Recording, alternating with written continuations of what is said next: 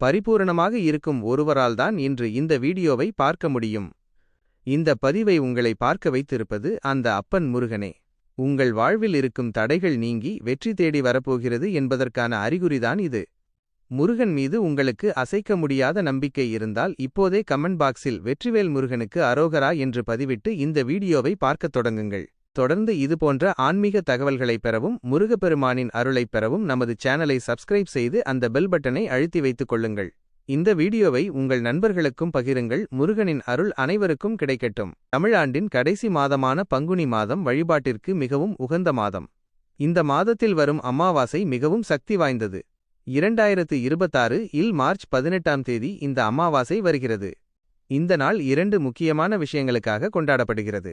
1. பித்ருக்கடன். நம் முன்னோர்களின் ஆசியை பெற இது சிறந்த நாள். 2. முருகன் அருள். பங்குனி உத்திரத்திற்கு முன்னதாக வரும் இந்த நாளில் முருகனை வணங்குவது இரட்டிப்பு பலனை தரும். இந்த நாளில் நீங்கள் செய்ய வேண்டிய எளிய வழிபாடுகள் இதோ. காலை வழிபாடு. அதிகாலையிலேயே நீராடிவிட்டு உங்கள் வீட்டு பூஜை அறையில் முருகப்பெருமானுக்கு பிடித்த செவ்வரளி அல்லது முல்லை மலர்களைச் சூட்டி தீபமேற்றுங்கள். மந்திரம் ஓம் சரவணபவ அல்லது கந்த சஷ்டி கவசம் வாசிப்பது உங்கள் வீட்டின் எதிர்மறை ஆற்றலை நீக்கும்.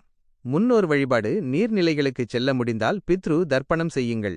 இயலாதவர்கள் வீட்டிலேயே முன்னோர்களை நினைத்து எள்ளும் தண்ணீரும் இறைத்து வேண்டிக் கொள்ளலாம். தானம்.